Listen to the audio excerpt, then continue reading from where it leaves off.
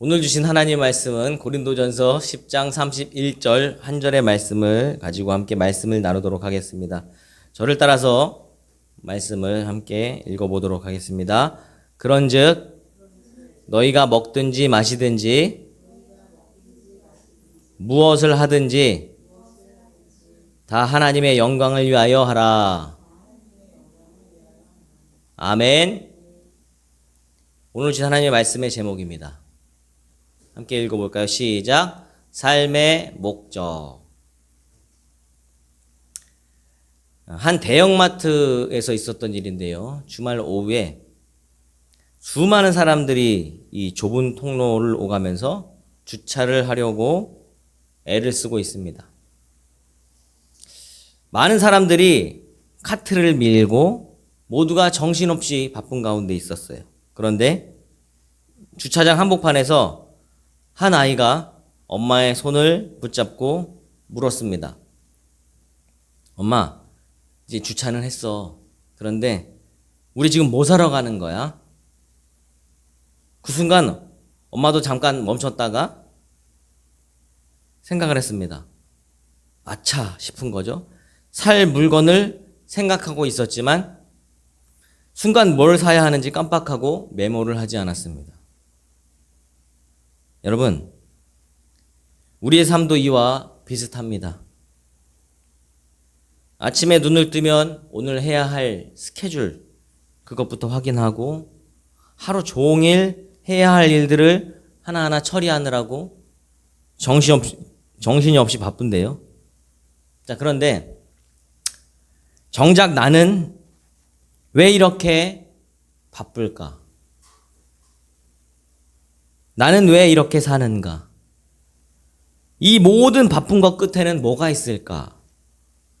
이런 스스로 질문하는 것을 뒤로 미뤄둔 채 우리는 살아가고 있습니다. 오늘 본문 고린도전서 10장 31절 말씀은요, 바로 그 질문에 대한 답을 주는데요. 너희가 먹든지 마시든지 무엇을 하든지 다 하나님의 영광을 위하여 하라. 이 말씀, 이것을 통해서 우리가 세 가지를 통해서 더 구체적으로 삶의 목적을 향해서 나아가기를 예수님의 이름으로 소망합니다. 우리 첫 번째로 함께 읽어볼까요? 붉은 글씨입니다. 시작. 일상의 모든 순간을 하나님의 영광으로 채우라. 아멘. 일상의 모든 순간을 하나님의 영광으로 채우라는 거예요. 여러분, 사도 바울은요, 대단한 이 신앙의 업적을 말하지는 않았습니다. 먹든지 마시든지 이런 표현이 여러분, 사람이 자주 하는 행동입니다. 밥을 먹고 음식을 먹고 간식을 먹고 또한 물을 마시고 또한 여러 가지를 마시잖아요. 이런 사소하고 가장 반복적이고 가장 특별할 것 없는 그런 일상생활을 가리키는데요. 특별한 헌신의 순간, 큰 결단의 순간이 아니라 밥 한 끼 먹는 순간까지도, 물 한 잔 마시는 순간까지도 하나님의 영광과 연결을 시키라는 거예요. 여러분, 우리는 흔히 하나님을 믿는 신앙을 특별한 순간만 하나님께 영광을 돌리고 있다라고 생각할 때가 너무나도 많이 있습니다. 그 대표적인 예로 예배 시간, 기도하는 시간, 하나님 앞에 헌금하는 시간, 이럴 때만 하나님을 생각하고요. 나머지 시간은 그냥 흘러가는 시간이라고 생각할 때가 너무나도 많은데요. 그러나 바울은요, 삶을 이렇게 나누지 않았습니다. 사람들이 일하러 가는 출근길, 버스에서 또한 지하철에서 아니면 걸어가는 시간 가운데서도 하나님을 생각하고 또한 함께 일하는 사람들과의 여러 가지 대화 속에서 또한 가정에서 식탁에 앉아서 밥을 먹는 그 순간까지도 우리는 하나님 앞에 있는 것입니다. 믿으십니까? 여러분, 중요한 것은요, 얼마나 많은 일을 해냈는가, 또한 내가 얼마나 많은 업적을 해냈는가, 이것이 아니라 어떤 방향을 향해서 우리가 가고 있는가인 것입니다. 하루에 10가지, 100가지 일을 완벽하게 해냈어도요, 하나님을 향한 방향이 없다면 텅 빈 아무 의미가 없는 하루일 수도 있습니다. 그냥 흘러보낸 시간일 수도 있어요. 그런데 반대로 아주 작은 사소한 일, 그걸 하나를 하더라도요, 그것이 하나님의 영광을 향하고만 있다면 그 하루는요, 충분한, 충실한 하루인 것입니다. 믿으십니까? 목적지가 분명한 사람은요, 여러분, 걸음이 느려도요, 흔들리지 않습니다. 넘어져도 다시 일어나서 걸어갈 수 있고요, 실패했다 하더라도 다시 성공의 자리로, 은혜의 자리로 한 걸음 한 걸음 걸어갈 수 있는 거예요. 여러분, 우리의 삶도 마찬가지입니다. 삶의 목적지가 분명한 하루가 되어야 할 거예요. 거북이처럼 느릿느릿 걷는다 해도 방향이 정해졌다면요, 따라해 볼까요? 포기하지 않는다면 언젠가는, 여러분, 포기하지 않는다면 언젠가는 그 목적지에 도달할 것을 믿으시기를 예수님의 이름으로 간절히 축복합니다. 할렐루야. 방향이 중요한 거예요. 하루하루의 일상의 모든 순간을 하나님의 영광을 위한 방향으로 삶을 정하시기를 예수님의 이름으로 축복합니다. 두 번째입니다. 읽어볼까요? 시작. 참된 예배로 최고의 영광을 돌리라. 아멘. 구약성경 창세기의 말씀에 보면요, 하나님은 사람을 지으시고, 따라해볼까요? 심히 좋았더라. 사람을 창조하시고 심히 좋았더라. 너무나 좋아하신 거예요. 이렇게 말씀하셨는데, 여러분, 이것은요, 단순히 결과물에 대한 만족이 아니에요. 그 존재와의 관계 자체에 대한 기쁨의 고백을 하나님께서 먼저 하신 겁니다. 여러분, 인간이 지음받은 가장 근본적인 목적이 있는데, 그것은 바로 이 창조주 하나님과의 진실한 관계예요. 곧 예배에 있습니다. 그러니까 결국 하나님은 참된 예배자를 만드신 거예요. 그런데 우리는 종종 예배를요, 그냥 하나의 형식으로만, 하나의 프로그램으로만 이해할 때가 너무나도 많이 있어요. 정해진 시간에, 정해진 장소에서, 또한 정해진 순서대로 진행하는 이런 종교적인 행위로만 생각하고 싶지 않지만 생각할 때가 있습니다. 그러니까 예배 다 드리고 나서 주일 저녁 되면, 나 오늘 다 할 일 다 했어. 이렇게 마음의 평화만, 나 오늘 할 일 다 했어 라고만 생각할 때가 있습니다. 저도 그랬어요. 자, 그런데요, 시간이 지나고 나니까 이게 다가 아니라는 거죠. 참된 예배는요, 형식이 아니라 진실함입니다. 할렐루야. 진실이에요. 참된 예배. 예수님께서도요, 사마리아 여인을 만났을 때 이 말을 하셨습니다. 영과 진리로 예배할지니라. 너희가 영과 진리로 예배할 때가 오나니. 이렇게 말씀하셨는데, 형식은요, 진실함을 담는 그릇에 불과합니다. 아무리 예쁜 그릇에 여러분 밥이 없다면 먹을 수가 없잖아요. 정말 필요한 것은 양식인데 그 양식을 담는 그릇만 있다면 어떡합니까? 여러분, 목적 자체가 형식은 될 수가 없습니다. 여러분, 우리가 드리는 찬양, 우리가 드리는 기도, 우리의 예배가 진실할 때는요, 여러분, 그것은 단순히 종교적인 이 활동을 뛰어넘어서 창조주 하나님과의 우리 사이에 살아있는 관계, 이 교제가 된다는 겁니다. 할렐루야. 그래서 예수님께서도 말씀하셨잖아요. 포도나무 비유. 가지가 끊어지면 열매를 맺을 수 없고, 또한 열매 맺지 못하는 가지는 잘라서 말린 다음에 불에 넣습니다. 하나님과의 살아있는 교제가 계속 일어나야 돼요. 삶을 바라보는 목적이 하나님의 영광에 맞춰져 있을 때에 우리가 드리는 예배는요, 비로소 최고의 가치를 지닌 최고의 영광의 통로가 되는 겁니다.